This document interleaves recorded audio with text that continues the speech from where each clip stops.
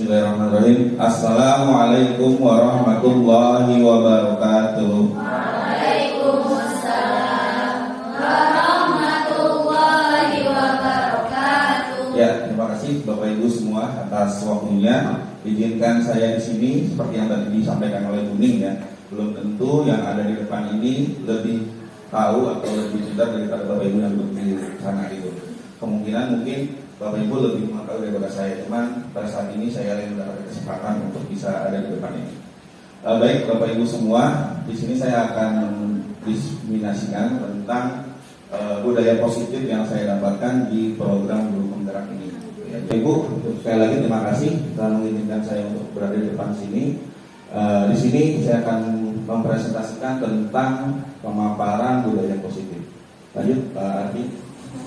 Nah, coba kita tenangkan hati dulu, tenangkan pikiran.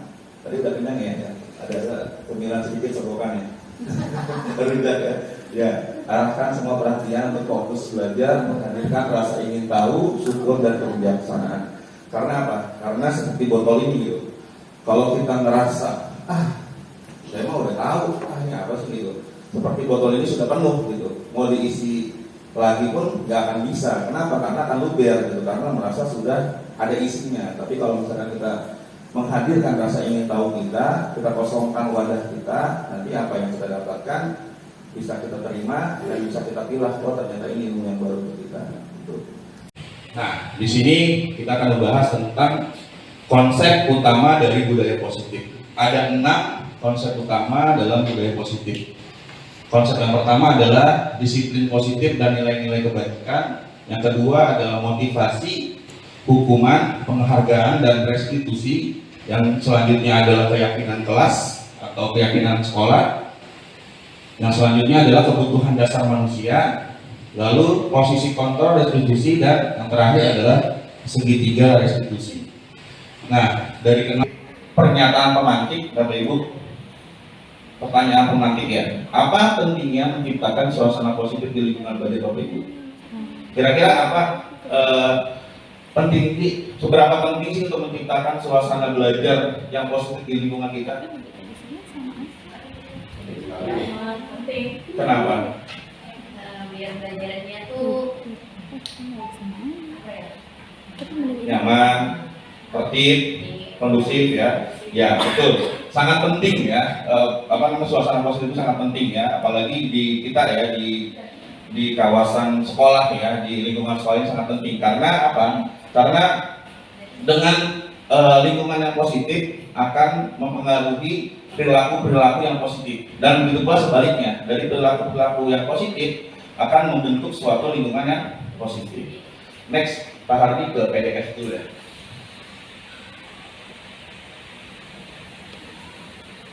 Nah, ini sebagai refleksi kita ya. Coba mungkin Bapak Ibu bisa melihat di sini ya. Bisa Bapak Ibu mengepalkan salah satu tangan Bapak Ibu ya. Boleh berpasangan, ini mainnya berpasangan ya. Ya. Salah satu aja, yang satu ngepelin ya. Jadi salah satu mengepalkan tangannya dengan sekuat-kuatnya. Belum ya, punya pasangan. dengan sekuat-kuatnya. Lalu tugas Bapak Ibu yang lain itu merayu, mengancam, ya bahkan mengeritik atau menggoda temannya untuk melepaskan genggamannya. Ayo, coba 1 menit. Ya, coba satu orang yang menggenggam, terus satu orang itu merayu, membujuk, mengancam dan lain-lain.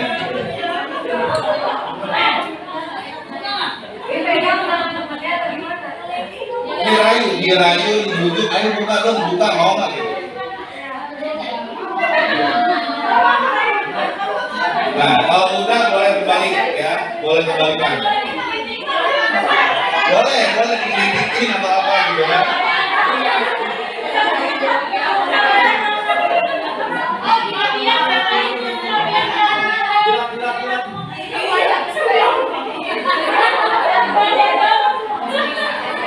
Ada yang sudah berhasil?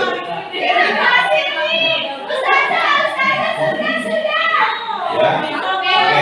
Baik, Bapak Ibu. Next Pak Hadi. Nah, ini pertanyaannya Bapak Ibu. Apakah Anda Atau teman Anda itu berhasil membuka kepalan tangan? Hah? Berhasil? Tidak, ya.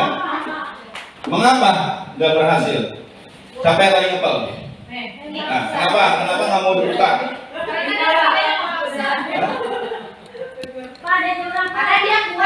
Karena kuat, betul. Apa lagi? Kurang kuat godaannya, betul. Tidak ada alasan untuk membuka. Oke, itu ada jawabannya ya.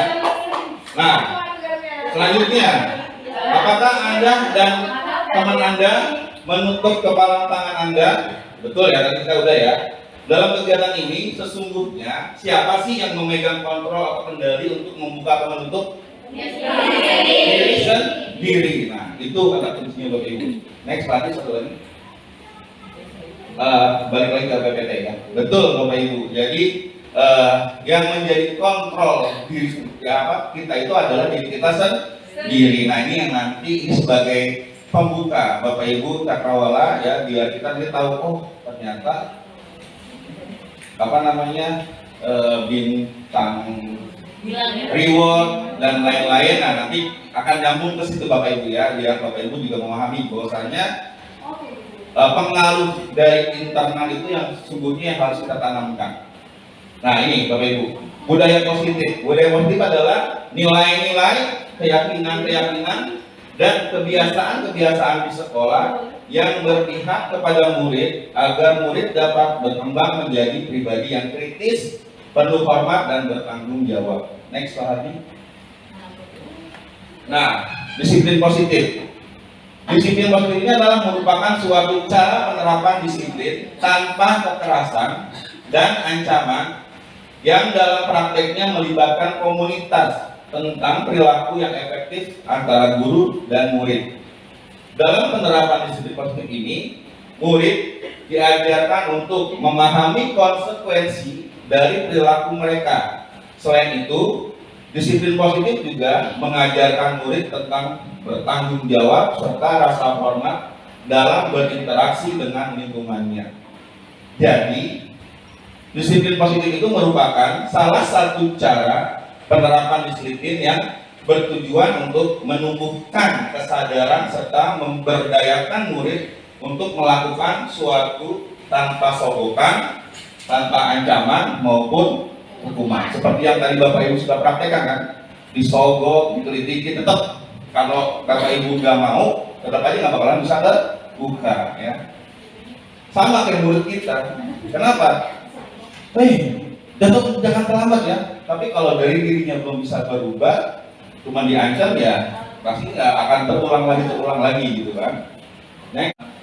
Nah, ini disiplin positif menurut Stephen Covey ya.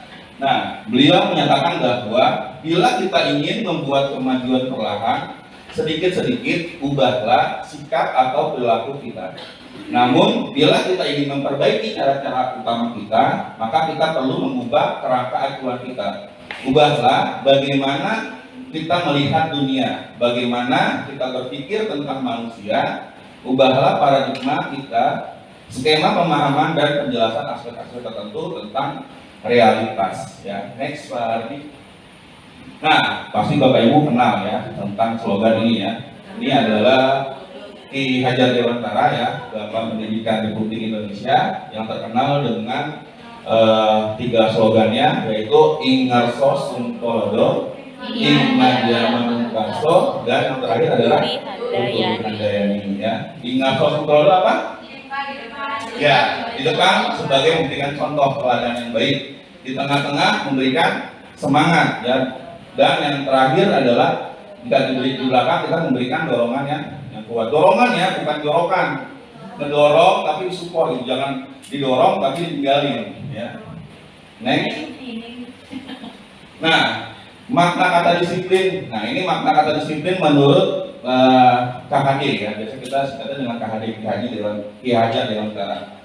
Beliau mengatakan bahwa di mana ada kemerdekaan, disitulah harus ada disiplin yang kuat. Sungguh pun disiplin itu bersifat self disiplin ya, yaitu kita sendiri yang mewajibkan kita dengan sekeras-kerasnya tetapi itu sama saja, sebab jikalau kita tidak cakap melakukan self disiplin, wajiblah penguasa lain mendisiplinkan kita, dan peraturan demikian itulah yang harus ada di dalam suasana yang merdeka. Jadi hal yang utamanya adalah harus dari diri kita sendiri atau dari siswa itu sendiri.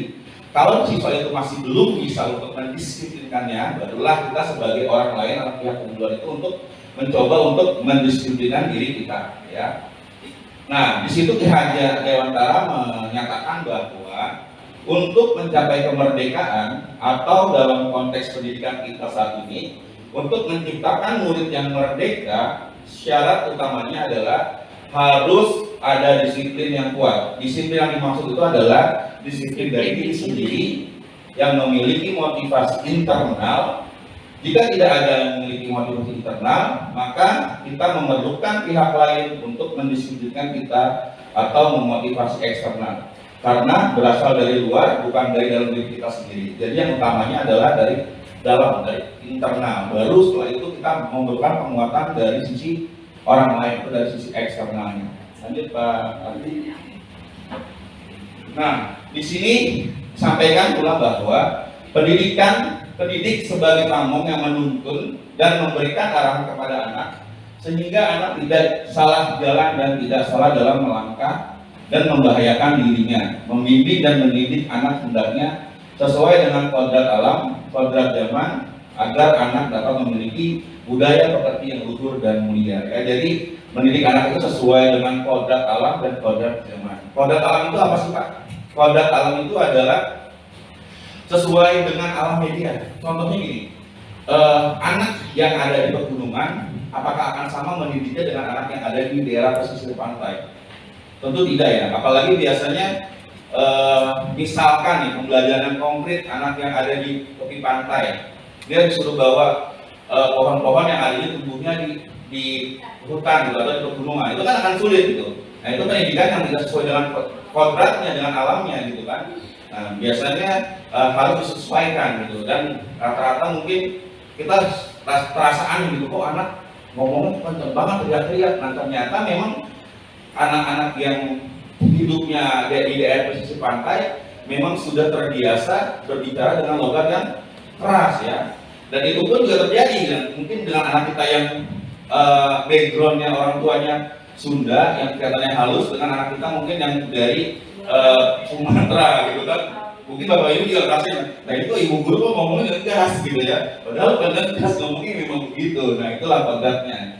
Dan kalau kodrat zaman tadi ya sesuai dengan zamannya, kita tidak bisa mendidik anak kita itu sesuai pada saat kita waktu masih SD, itu akan tertinggal gitu zamannya gitu, bukan sesuai dengan zamannya lagi. Next Pak Adi. Nah, disiplin positif itu akan melahirkan nilai-nilai kebajikan. Nah, inilah intisari dari budaya positif ya. Nilai-nilai kebajikan itu terangkum dalam yang namanya, yang nanti akan kita wujudkan, yaitu adalah profil pelajar Pancasila. Yang pertama, beriman dan bertakwa kepada Tuhan Yang Maha Esa dan berakhlak mulia, berpendidikan global, gotong royong, kreatif, beneran kritis dan mandiri. Next. Nah, ini adalah motivasi perilaku manusia. Dengan yang timbul pada diri seseorang secara sadar ataupun tidak sadar untuk melakukan suatu tindakan dengan tujuan tertentu. Jadi ada 3 motivasi perilaku kita sebagai manusia. Nah, nanti kita bisa merefleksikan diri kita ya. Yang pertama, menghindari ketidaknyamanan. Maksudnya apa? Yaitu murid melakukan disiplin karena dia takut dihukum. Nah, ini motivasi yang pertama nih. Mungkin ada rujukan ini rajin banget ya, tapi ternyata motivasinya bukan karena apa-apa, tapi karena takut dihukum ya. Ini berbalik juga ke kita gitu ya. Kita kira kita datang selalu pagi itu karena memang motivasi sendiri, wah takut gaji dipotong atau gimana gitu kan. Yang kedua adalah mendapatkan imbalan, atau penghargaan dari orang lain ya. Murid melakukan disiplin dari diri karena ia ingin mendapatkan imbalan atau penghargaan ya. Misalkan yang datang pagi dapat reward, silakan tempel. Nah, kasihan yang mungkin dia harus, orang tuanya punya anak 3 dan dia diantarin terakhir, walaupun udah datang pagi tetap datangnya sampai sekolah siang. Nah, di situ bukannya salah ya, saya tidak menyalahkan Bapak Ibu memberikan reward ya. Nanti kita bisa diskusi bareng-bareng. Tapi di sini kita ada nanti namanya restitusi segitiga ya, segitiga restitusi. Nanti di situ kita harus ada langkah-langkah di mana kita harus tahu nih apa sih yang menyebabkan itu, dan baru kita gali dan baru kita selesaikan bersama-sama. Dan yang ketiga adalah nih, menghargai nilai-nilai kebajikan diri sendiri. Nah inilah yang intinya adalah murid melakukan disiplin kesadaran karena ia sadar akan nilai kebajikan dirinya sendiri. Next Pak. Nah ini kebutuhan dasar manusia ya. Ini kebutuhan dasar kita semua. Kebutuhan bertahan hidup, kebutuhan kasih sayang dan rasa diterima. Nah ini yang sering kita lupakan ya Bapak Ibu, terutama ke anak-anak. Penguasaan, kebebasan dan kesenangan. Next Pak. Nah ini ada sebuah kasus. Ini ada Bu Anas. Nah ini juga mungkin kita alami juga ya Bapak Ibu ya. Ada Bu Ana, guru kelas 2 SD, dia mendapatkan masalah, murid-muridnya itu tidak tertib, berdiri antri di depan pintu kelas, dan selalu berebutan masuk ke dalam kelas setelah jam istirahat selesai. Berebutan masuk ke kelasnya. Nah ini tentunya sangat mengganggu proses pembelajaran di mana kelas tidak dapat mulai tepat waktu karena Ibu Ana sibuk mengenalkan murid-muridnya untuk waktu yang cukup lama. Akhirnya Bu Anas berpikir tepat dan mengandalkan stiker bintang. Ya. Setiap murid-murid yang akan masuk kelas, usai jam istirahat, Bu Anas akan mengiming-imingi murid-muridnya dengan stiker bintang. Siapa yang dapat berdiri lurus dan berbaris rapi antri di depan pintu dapat bintang dari Bu Anas. Sebagian besar murid-muridnya menyambut tantangan tersebut dan langsung berdiri rapi di depan pintu agar mendapatkan stiker bintang. Hal ini terus dilakukan Bu Anas selama beberapa minggu. Nah, karena cukup berhasil, membuat murid-murid berdiri rapi antri di depan pintu. Sampai pada suatu waktu, nah Bu Anas itu terlalu sakit. Nah, dan terpaksa digantikan oleh Pak Anto. Oh, Pak Heru ya. Pak Heru tidak mengetahui tentang stiker bintang dan benar saja pada saat masuk ke dalam kelas usai jam istirahat, murid-murid kelas 2 kembali berebutan masuk ke dalam kelas. Nah, apa yang terjadi? Mengapa? Kira-kira gimana pendapat Bapak Ibu?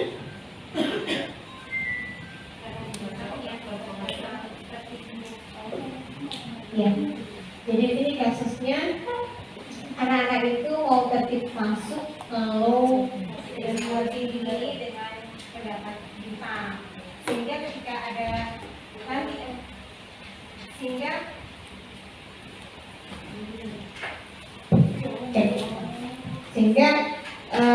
ketika ada yang menggantikan maka terulang kembali karena yang itu tadi aku nggak dapat bintang juga gitu ya. Jadi karena itu tadi apa janjinya untuk dapat bintang itu yang mengakibatkan akhirnya ya tidak berjalan untuk ketertiban rapi ketika masuk kelas. Baik, terima kasih Bu Nining. Ya, betul hal yang saya sampaikan Bu Nining. Jadi, nah, kadang kita lupa nih, ketika kita sudah mensiasati dengan reward bintang, tapi kita lupa untuk menanamkan nilai-nilai dasarnya itu apa sih? Kenapa? Itu kan awal kita itu kan untuk memancing ya, atau mengajarkan mereka untuk keterbiasaan mereka untuk antri atau tertib. Tapi kadang-kadang, wah udah enak, jadi kita kasih terus, tapi kita lupa untuk nah, sebetulnya antri itu adalah budaya yang harus kita miliki gitu. Karena apa? Karena dengan antri semua jadi tertib, kalian juga masuk tidak desek-desekan. Kalau desek-desekan di depan pintu, nanti ada yang kegencet, ada yang pingsan, atau ada yang benjol, nanti gimana? Jadi kita lupa untuk menanamkan itu. Yang penting rapi, masuk tertib gitu kan. Nah, akhirnya ketika tidak ada reward itu, nah, akhirnya anak-anak ya kembali ke habitatnya. Dan saya merasa di sekolah kita ini udah bagus ya. Kenapa? Karena reward yang kita berikan itu bukan hanya soal akademik, tapi ada beberapa pertimbangan yang kita pertimbangkan kan. Pertama, kedisiplinan itu udah oke. Terus kedua, tentang ta'zim dan hormat terhadap guru. Yang ketiga baru soal akademik dan soal-soal yang lain ya, tentang berpakaian dan segala macam. Nah itu kan tidak hanya diambil dari satu unsur saja, tapi dari beberapa unsur, ya kan. Dan peluang untuk semua anak mendapatkan itu kurang besar. Ya kalau misalkan akademik, mohon maaf, mungkin anak-anak yang akademiknya kurang, itu peluang untuk mendapatkannya agak tertutup. Ya sejauh ini saya lihat Anak-anak yang mendapatkan reward pun juga bukan anak-anak yang akademiknya bagus, tapi juga ada yang biasa saja, bahkan ada yang di bawah gitu. Tapi dia karena kedisiplinan, karena dia hormat dan taat kepada guru dan bapak ibu semua senang, dan akhirnya anak itu bisa mendapatkan reward, itu sangat baik sekali. Next. Nah, ini latihan bapak ibu ini juga saya juga masa sih, ya. Tapi ya ini ada teori gitu ya, dihukum oleh penghargaan. Saat kita berulang kali menjanjikan hadiah kepada anak-anak agar berlaku bertanggung jawab, atau kepada seseorang murid agar mempelajari sesuatu yang baru, atau kepada seorang karyawan agar melakukan pekerjaan yang berkualitas, kita sedang berasumsi mereka tidak dapat melakukannya, atau mereka tidak akan memilih untuk melakukannya. Jadi dia melakukannya itu hanya karena penghargaan. Tapi kalau nggak ada penghargaan, ngapain nggak ada penghargaannya gitu kan?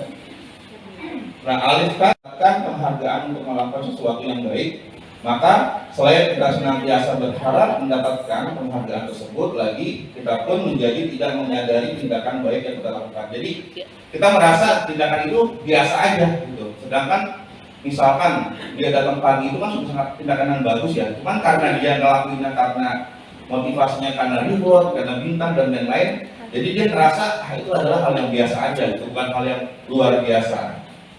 Next. Sebagai seorang guru, ketika murid Anda melakukan kesalahan, tindakan mana yang Anda lakukan?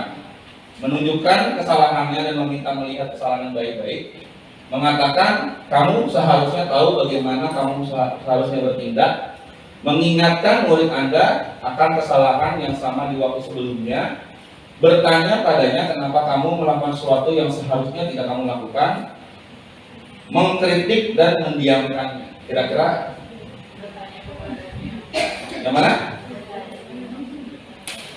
Mengatakan kamu seharusnya tidak bagaimana? Itu. Oh, bertanya kepadanya kenapa kamu melakukan sesuatu? Ya, betul. Ya, kita bertanya kenapa bisa hal itu terjadi pada mereka. Next, aja. Nah ini 5 posisi kontrol restitusi. Ya, kita sebagai penghukum, atau kita sebagai pemantau, atau kita sebagai pembuat masalahnya, atau kita sebagai manajer, atau kita sebagai temannya mereka.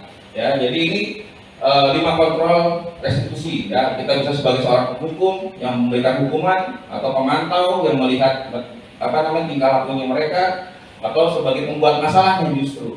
Ya, atau sebagai manajer, atau sebagai teman yang menasehati dan memberitahukan kebaikan kepada dia. Next.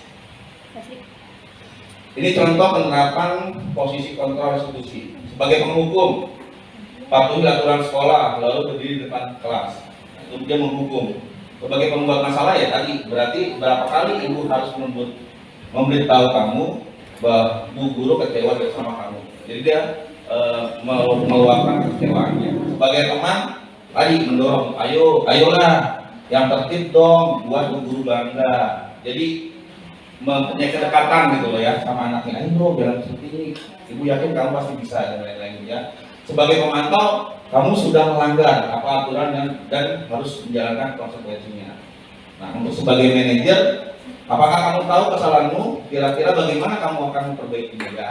Seperti seorang atasan kepada bawahannya lah ya. Gimana kalau seorang itu melakukan kesalahan? Next.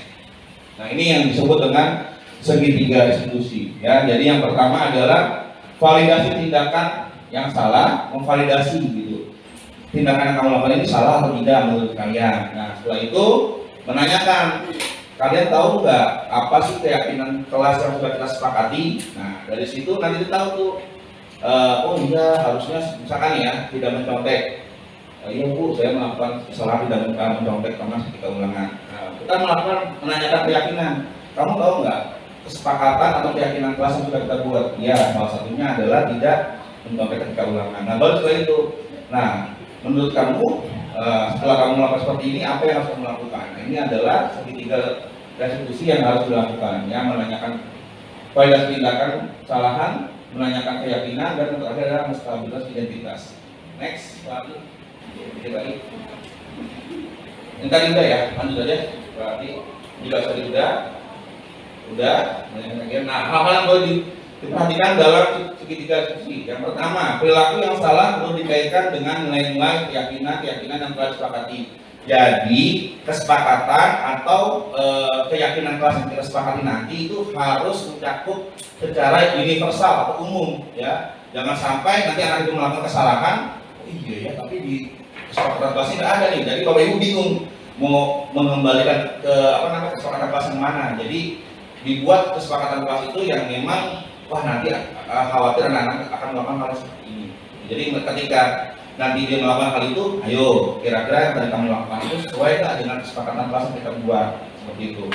Yang kedua, kesediaan orang yang melakukan kesalahan untuk memperbaiki masalah. Yang ketiga, memecahkan masalah sebisa mungkin relevan atau memiliki hubungan dengan masalah yang ada. Dan yang keempat, perlu adanya suatu usaha perbaikan dari pihak yang berbuat kesalahan. Dan yang terakhir, perlu didedikasikan waktu dari pihak yang berbuat kesalahan. Tanyakan kapan akan mulai berlaku usaha untuk memperbaiki masalahnya. Next. Nah, restitusi tidak menyarankan guru bicara ke murid bahwa melanggar aturan adalah sikap yang baik. Tetapi dalam restitusi, guru harus memahami alasannya. Nah, ini kata kuncinya ya. Harus memahami dulu alasannya dan paham bahwa setiap orang pasti akan melakukan yang terbaik di waktu tertentu. Ya, jadi kita yakin gitu anak-anak itu sebenarnya nanti akan bisa berperilaku yang baik di waktu yang tertentu. Sebuah pelanggaran aturan seringkali memenuhi kebutuhan anak akan penguasaan power, walaupun seringkali bertabrakan dengan kebutuhan yang lain, yaitu kebutuhan akan kasih sayang dan rasa diterima atau love and knowing. Kalau kita tolak anak yang sedang berbuat salah, dia akan tetap menjadi bagian dari masalah. Namun, bila kita memahami alasannya melakukan sesuatu, maka dia akan merasa dipahami. Jadi kadang-kadang, kebanyakan mungkin ya, anak yang melakukan masalah ini adalah anak yang mereka memang kurang diterima atau merasa kurang kasih sayang. Jadi mereka itu, bahasa kita itu caper ya, dari perhatian gimana caranya biar itu diperhatikan. Nah, itu dengan cara-cara yang tadi tingkah-tingkahnya yang konyol-konyol. Next. Nah, ini adalah 3 keyakinan kelas ya, contoh keyakinan kelas. Keyakinan kelas itu harus kita buat, tadi saya bilang harus lebih abstrak dari peraturan. Ya, jadi harus lebih jelas, harus lebih nyata. Yang kedua berupa pernyataan universal, ya, jadi harus yang universal, yang umum, dibuat dalam bentuk yang positif, sedikit saja agar mudah diingat, sesuai dengan kondisi kelas dan sekolah agar mudah diterapkan. Semua warga kelas atau sekolah dilibatkan dalam menyusun. Nah ini, jadi jangan kita buat nih anak-anak baca peraturan kelasnya ini, nanti sepakatnya kurang tepat gitu ya. Yang harusnya kita tulis nih keyakinan kelas 4 apa gitu kan. 1, apa ayo? Ini Bu, oke tulis. Apalagi ini Bu, oke. Atau dibikin pakai stick note, apa stick note ya, stick note, mereka suruh tulis, mereka tempel, nah nanti dari situ Bapak Ibu rangkum kira-kira apa masukan-masukan dari mereka terkait keyakinan kelas. Lanjut Pak Ardi. Nah ini contoh keyakinan kelas 1 misalkan, tiap anggota kelas perlu belajar. Jadi kalau ada anak yang ngantuk, yo kesepakatan kelas kita gimana? Belajar Bu. Nah, kamu tadi belajar atau tidur? Tidur. Nah, salah atau tidak? Iya Bu. Nah, kan bisa ya. Setiap anggota kelas perlu senang. Nah ini juga sama ya. Kalau ada teman yang nangis, kamu nangis kenapa? Didorong, dijorokin Bu sama ini. Nah panggil anaknya kan. Dan ini juga penting ya Bapak Ibu ya. Ketika kita memanggil itu, kita mengasingkan dulu dia dari temannya. Apa? Untuk menghargai dirinya dia itu menghukum di depan orang lain. Gitu. Jadi kita panggil dulu yang tadi itu mengasingkan dia dulu dari temannya. Nah, ketika dia sudah balik lagi ke habitatnya, dia sudah menjadi perilaku yang lebih baik. Setiap anggota kelas perlu melakukan tugas, ini sampai sama semuanya ya. Ini di kelas 5 juga sama, bersikap positif, senantiasa menjadi diri terbaik, percaya dan menghormati orang lain. Ini yang paling penting ya, percaya dan menghormati orang lain. Next. Ya, baik, cukup sekian Bapak Ibu presentasi dari saya. Lebih kurangnya saya mohon maaf jika ada kesalahan, karena kesempurnaan hanya milik Allah Subhanahu wa taala, dan kesalahan serta khilafan ada dalam diri saya sendiri. Mudah-mudahan kita semua bisa saling belajar dan bisa lebih baik lagi untuk mendidik putra-putri kita di SD Muhammadiyah 1 Jakarta. Wabillahi taufiq wal hidayah. Wassalamualaikum warahmatullahi wabarakatuh.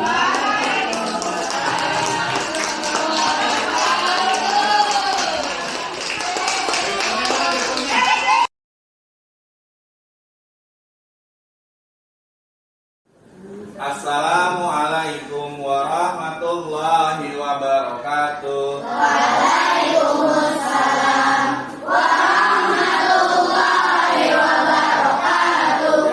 Ya, anak soleh. Siap.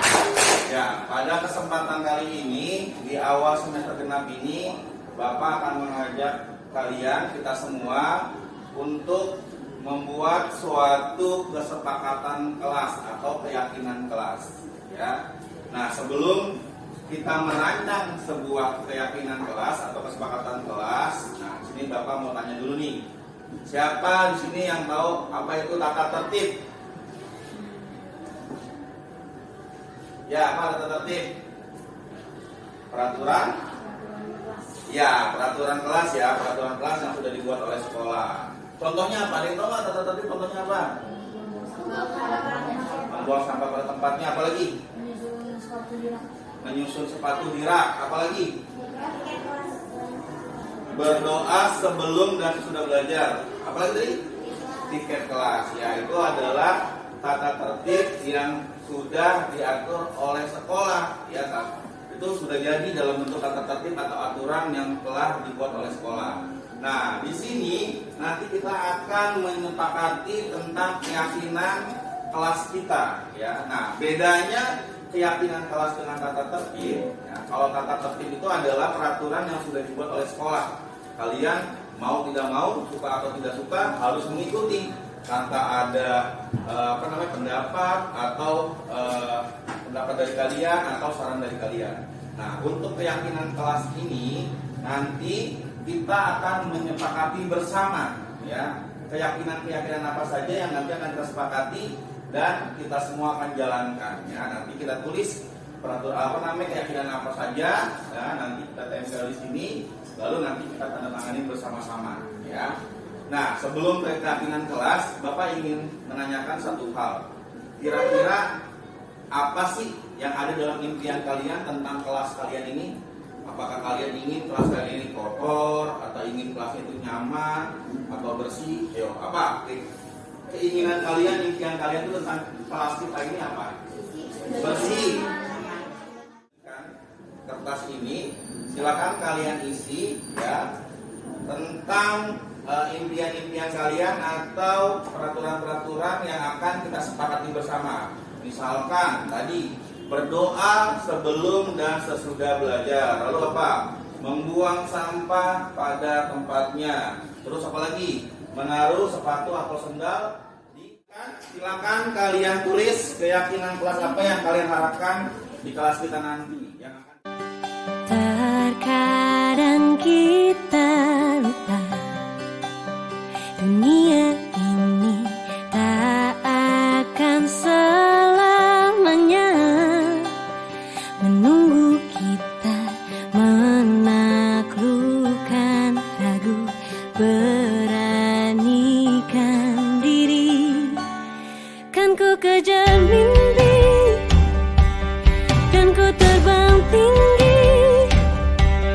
Tak ada kata tidak, ku pasti bisa. Dan ku coba lagi. Ini semua sudah ada saran-saran atau pendapat dari kalian tentang keyakinan kelas yang akan kita sepakati bersama. Ya, bisa kita bacakan di sini ya. Di sini ada kelas harus bersih dan tidak bau, ya. Terus ada lagi datang tepat waktu, membuang sampah pada tempatnya, tidak berkata kasar. Oke. Mengucapkan salam, nah, nih, ya, mengucapkan salam ketika ingin masuk atau keluar kelas, ya. Lalu saat di kelas lepas sepatu dan taruh di rak sepatu. Oke. Melakukan tiket kelas sesuai. Paling banyak itu yang pertama itu datang tepat waktu. Sepakat? Ditulis datang sekolah tepat waktu.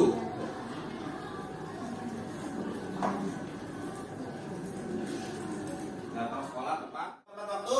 Tepat, ya. Nomor 2 tadi Bapak lihat itu bagus itu mengucapkan salam, ya. Tadi mana?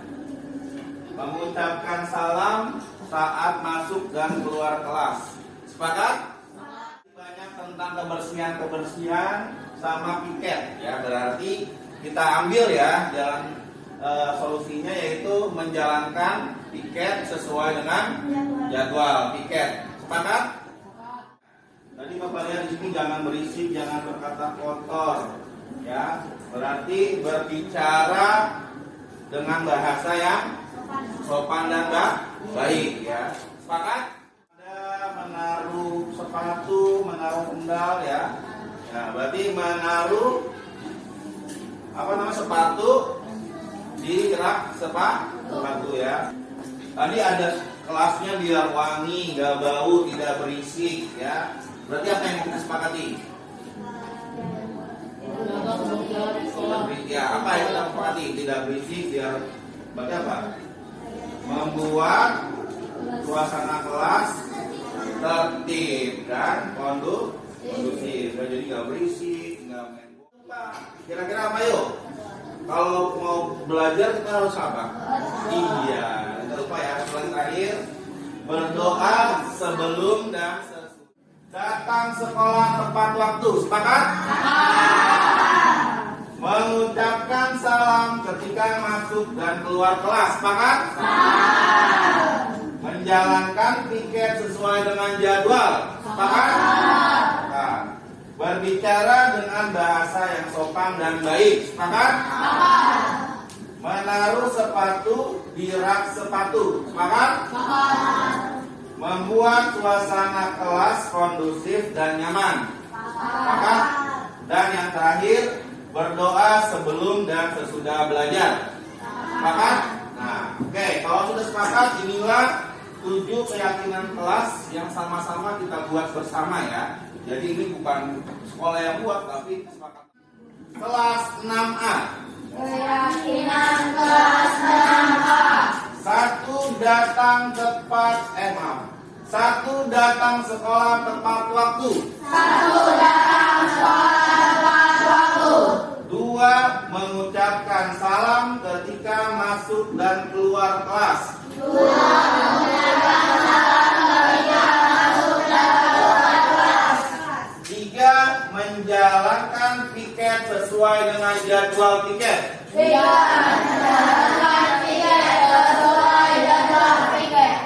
4. Berbicara dengan bahasa sopan dan baik. 4. Berbicara dengan bahasa sopan dan baik. 5. Menaruh sepatu di rak sepatu. 5. Menaruh sepatu di rak sepatu. 6.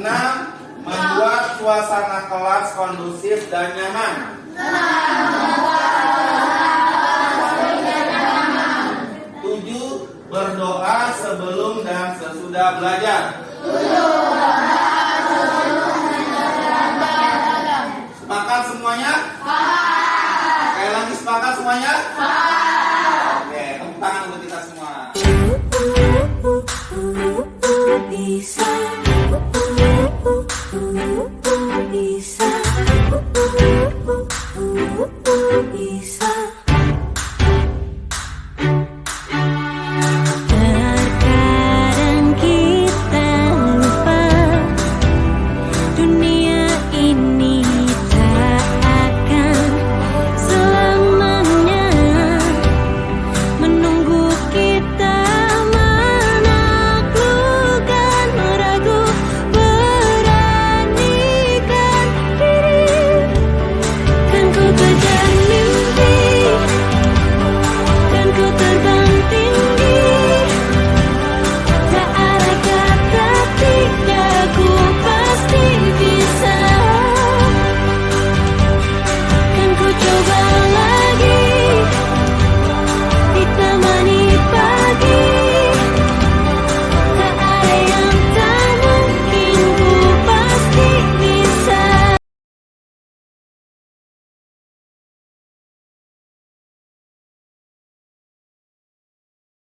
Assalamualaikum warahmatullahi wabarakatuh. Salam sejahtera untuk kita semua. Segala puja dan puji hanya milik Allah Subhanahu wa taala atas segala nikmat yang telah diberikan kepada kita semua. Salam dan salawat senantiasa kita haturkan kepada Nabi Muhammad Sallallahu Alaihi Wasallam beserta sahabat dan keluarganya.